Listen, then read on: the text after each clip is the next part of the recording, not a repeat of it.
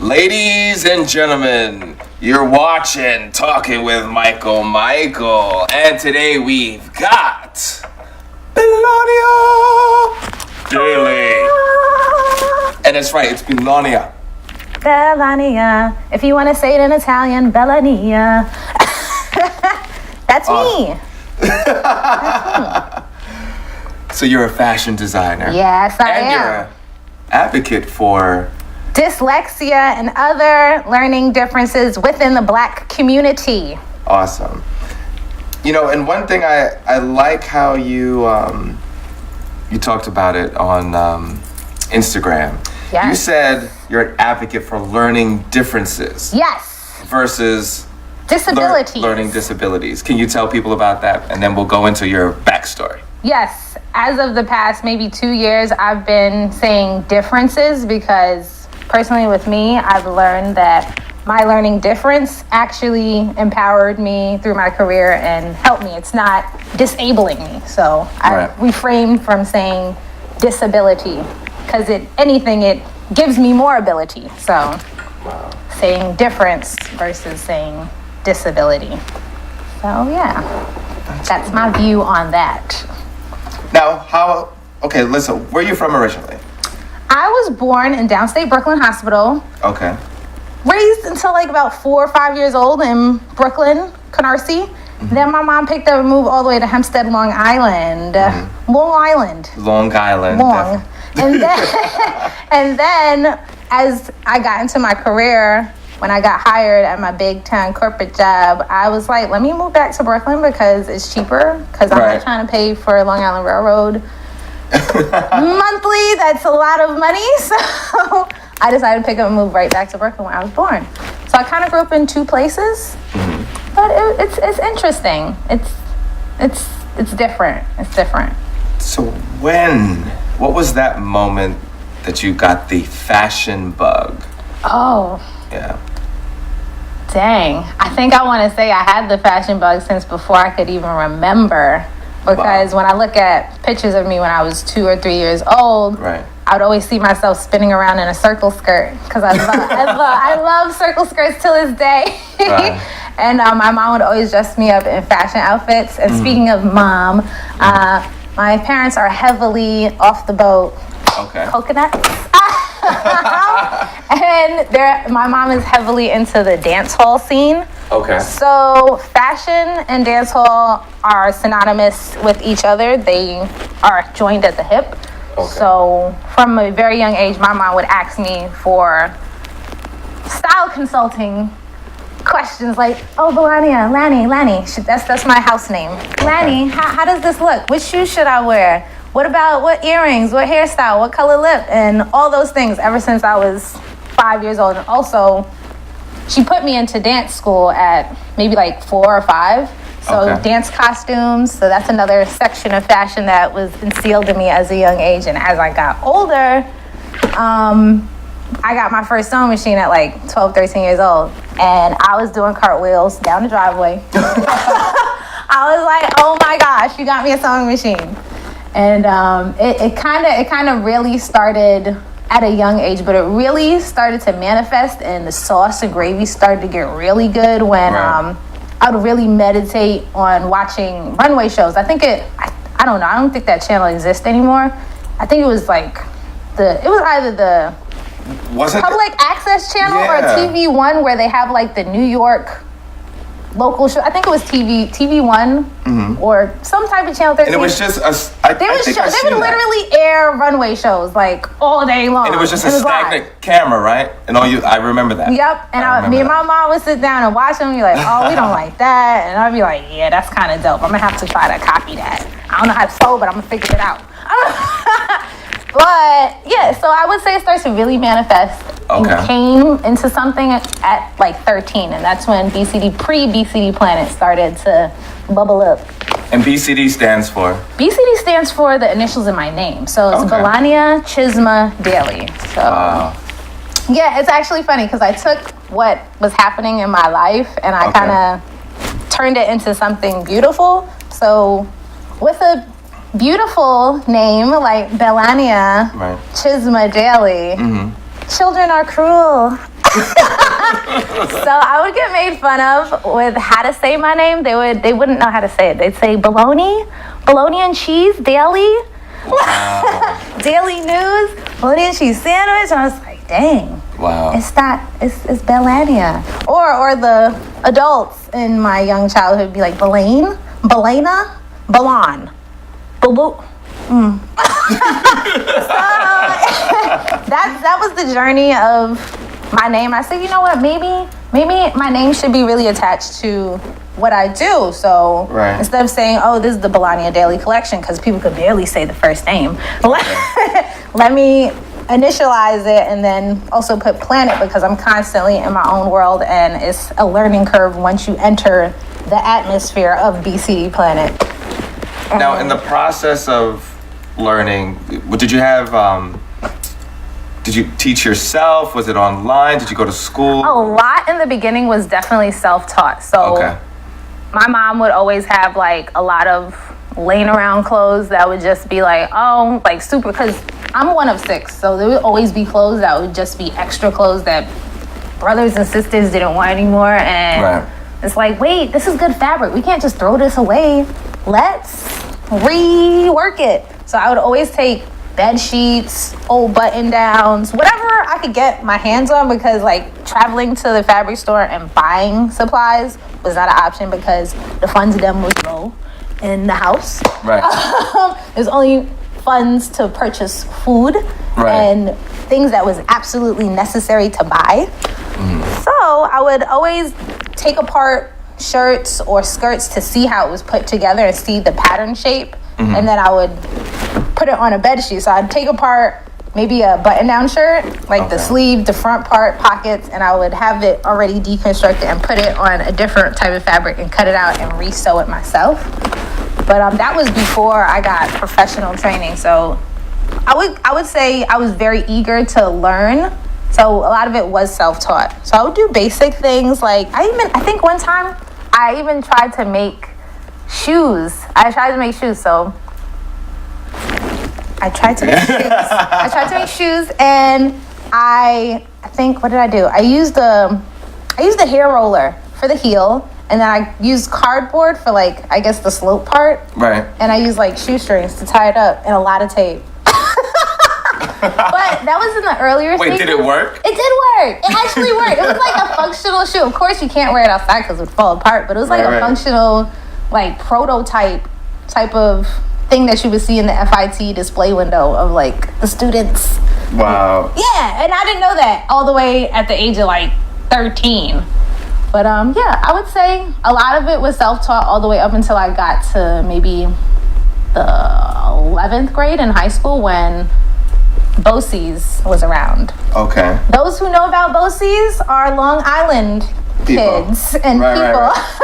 Those who don't know about BCDs just don't know about BCDs. So BCDs is a vocational training school that if you finish your high school credits and you have enough to take a half day in regular school and then go to the training school, it's like you get a shoe in or a foot up into college stuff. So if you want to be a nurse, you could do the CNA training programs beforehand, and you would already be done by the time you graduate in your senior year. So it would be like half days, and they had technical fashion design.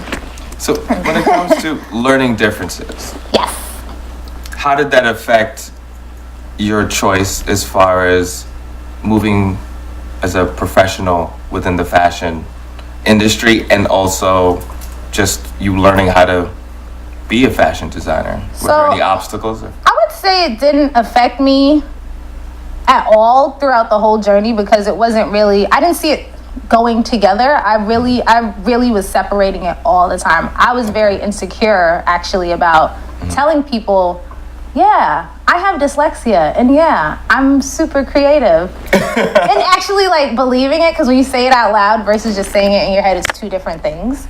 So I was never associating the two until maybe about 5 years ago.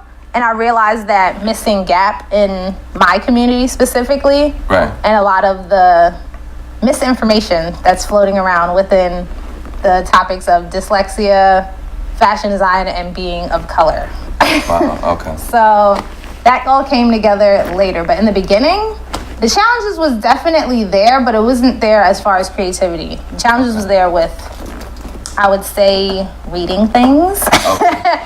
and with I guess like typos, because in my first year of my corporate job, there was always so many typos, and I would get called out about it. And then like I think I had like a slight nervous breakdown one day. And wow. I went into the bathroom first, got my first round of tears out, my insecurity tears. And then I was like, all right, I'm good. And I got back at my desk. I'm like, I'm not good. I'm just going to go into the VP's office and close the door and have a little chit-chat.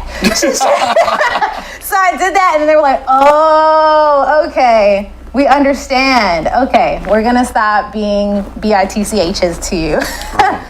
So that's when I realized that was a shift. Like, okay, wait, I need to like be more vocal about it because it's okay. Like growing up, I was, taught unintentionally that it's not okay to have dyslexia or have autism or have ADHD. You should really try your best to like show your best foot forward, but at the end of the day, that is your best foot forward.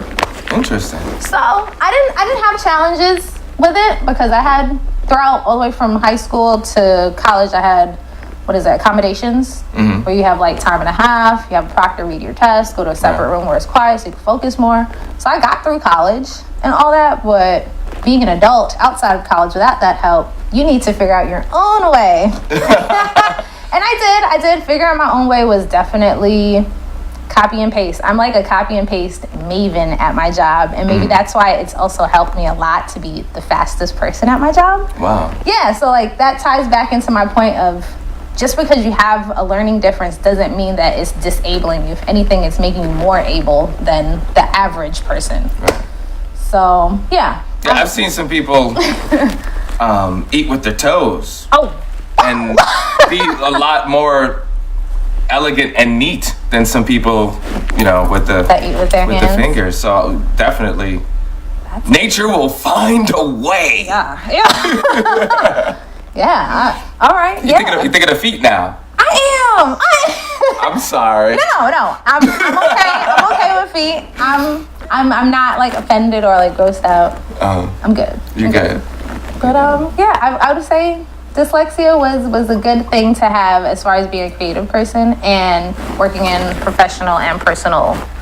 And actually, I'm gonna take some time to let people. We're talking about you, but I want people to see some of the stuffy stuff. Yeah. Now, this is from the Instagram. This is my personal Instagram, actually. Okay. And yeah, this is me. And you are hilarious. Thank you. So people got to see the videos. Oh man. You are, and elegant. See, you got this nerdy, quirky, and then she randomly comes up with a picture like this, where it's like, oh. Yeah. She's a designer that could be also a model. It's pretty cool. I be trying in these streets, And then here, now these are all pieces that you've made. Yes. You created. Yes. These are pieces that I put together. Wow. Sewn. Yeah, man. This is great. Yep. Now, how was your experience during this New York Fashion Week? It was very interesting. I would say it was my first time paying for a show. Okay. To walk my collection in a show. That was a new experience because I've been a part of many shows in the past. And it was either I got paid or I just didn't get paid at all, but it was never me providing the money to show others my collection. So that was a little different. And I was like, okay, let's see what this investment does. Because at the end of the day, when you're an entrepreneur, it's all about trial and error, but the right trial and errors.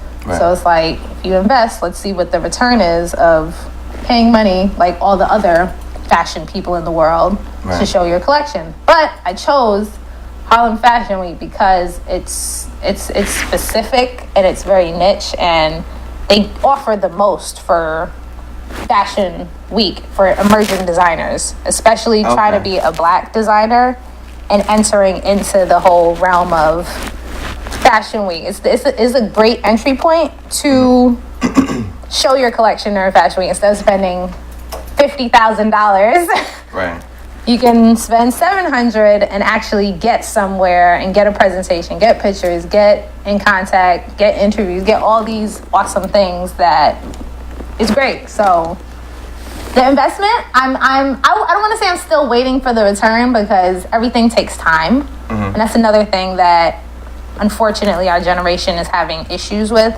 the instant gratification complex. Right. So you have to let the cake bake. You have to let the chicken, you gotta let the chicken stew. Right. You gotta wait for these things to happen. While you're waiting, don't just sit stagnant. You have to create things. You have to work on things. You have to cultivate and make things. I don't want to say make things perfect, but like failing makes perfect. If that makes sense.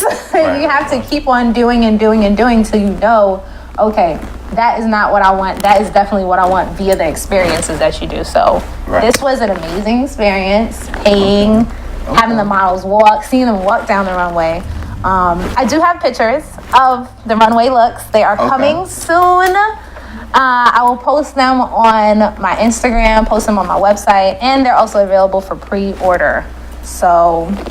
And right now you're very festive. Yes. So what is this about? Yes. So this is like pre-holiday vibes right now. Okay.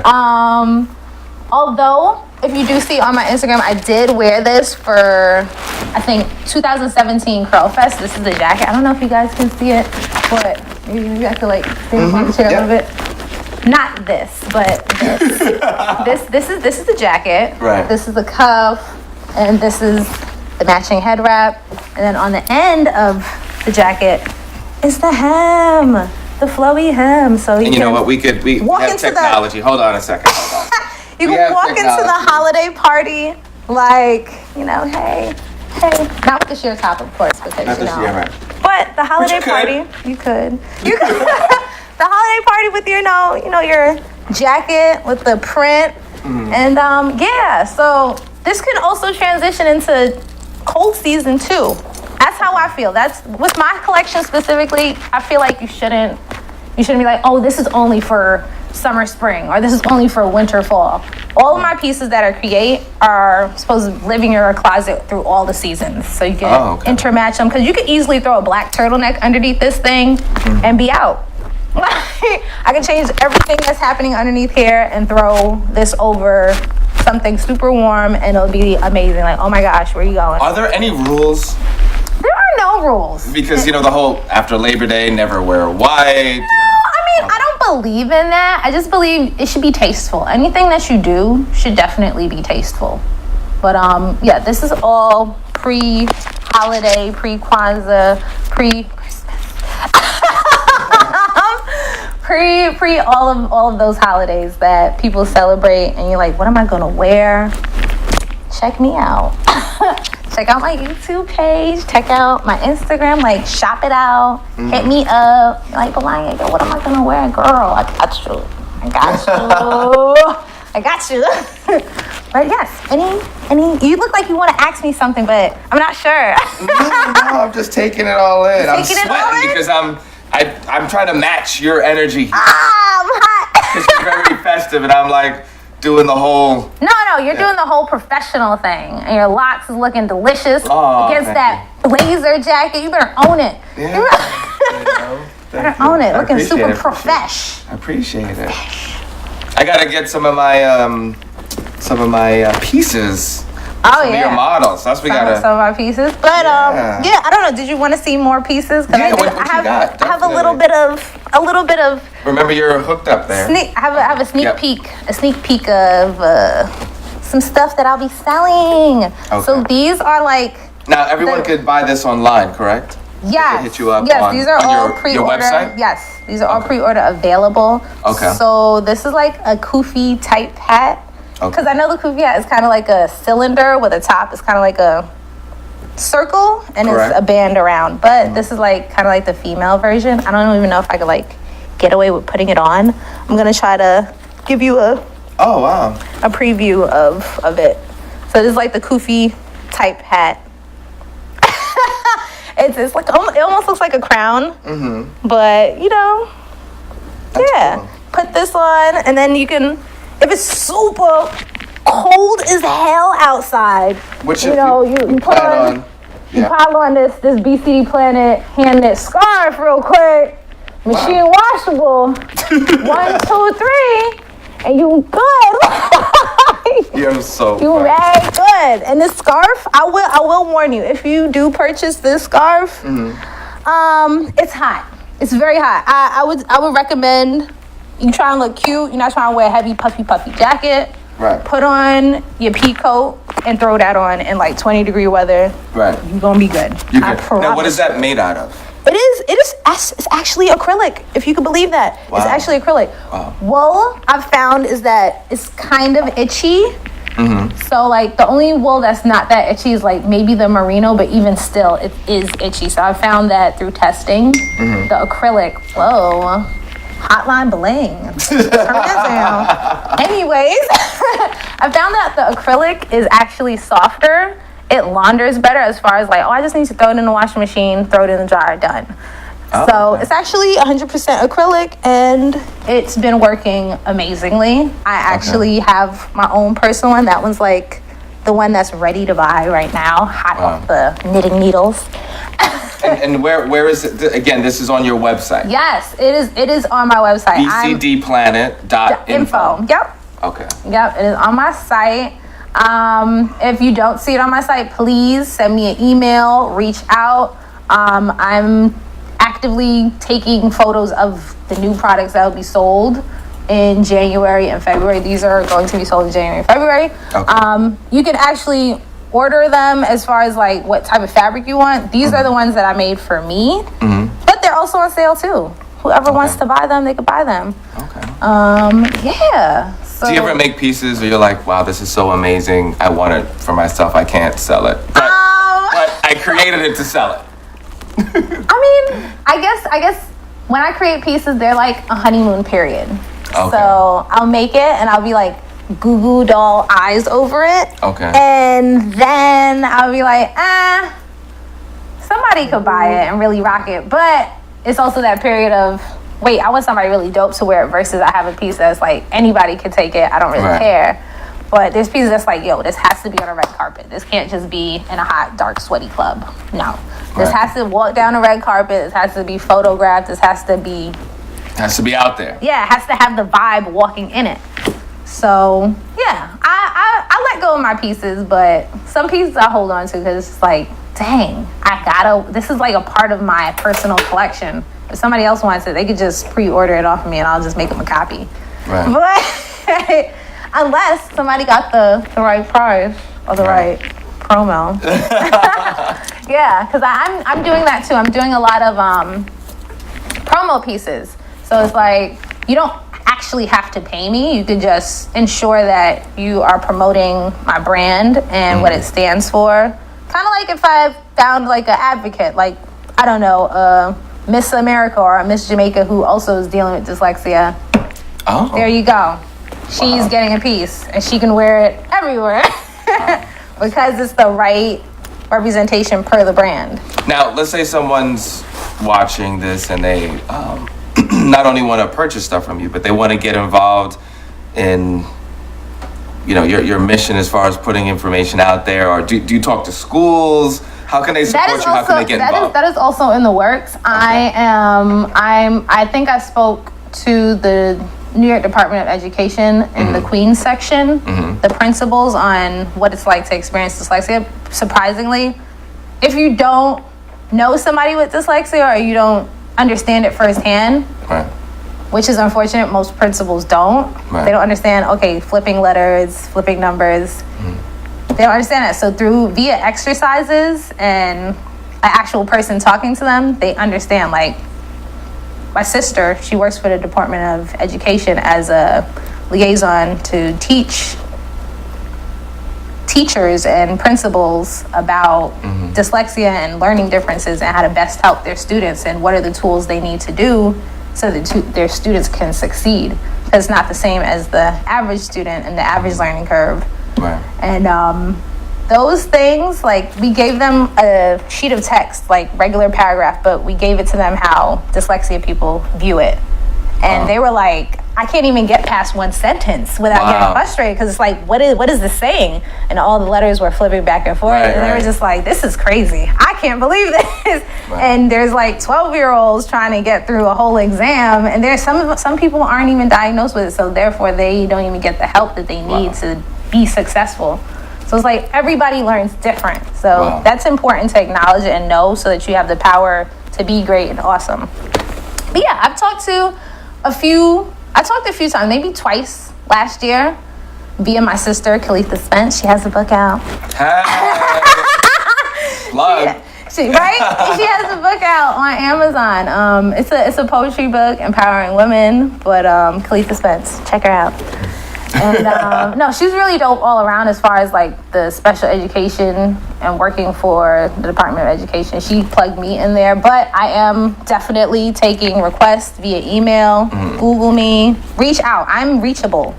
I am reachable. So if you want me to come out to your school, I might have something for you. If you want me to come out to your school and talk to the parents and the children about dyslexia and be the representative as far as success, is like, listen, I know it seems hard right now. It seems literally impossible, but keep doing the creative thing that you're doing and keep having the support around you so that you can be great and awesome, and know that being different is not a problem and you should be proud of it because you're awesome. That's what makes you great.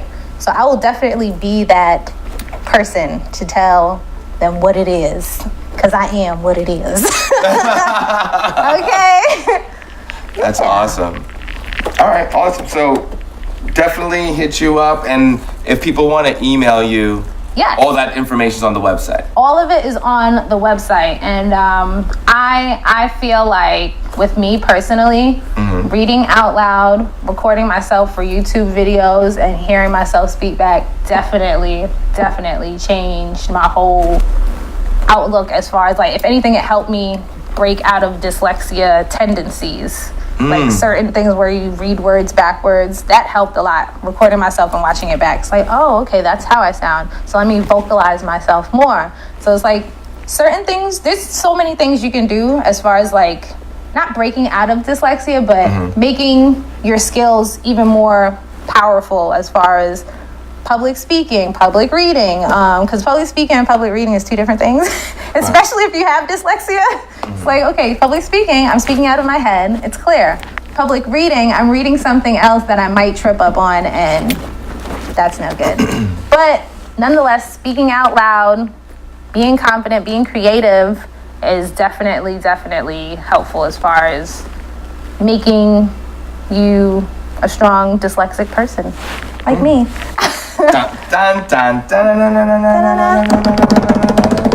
All right, people, so you got to go to her website. Again, it is B is in Belania. C is in Chisma. D is in Daley. Planet. Yep. .info. Yep. That's me. So everybody, please check that out. Please support. If you want to get involved with any of the things that she spoke about today, is of course with purchasing and orders. And again, here is your festive look. Yeah, I'm serving it right now. I'm serving you all holiday. Kwanzaa is coming up. Yes, baby. Yes, baby. So thank you so much for heeding the call. Yeah. And coming to the show today. Really appreciate it. Oh, there you go. Sparkles are coming down. Just imagine it. Awesome. You're a hot mess. Thank you. I'm Michael 7 Michael. You're watching Talking with Michael. And continue to move towards the light, be the love, and take care of one another. Have a good one.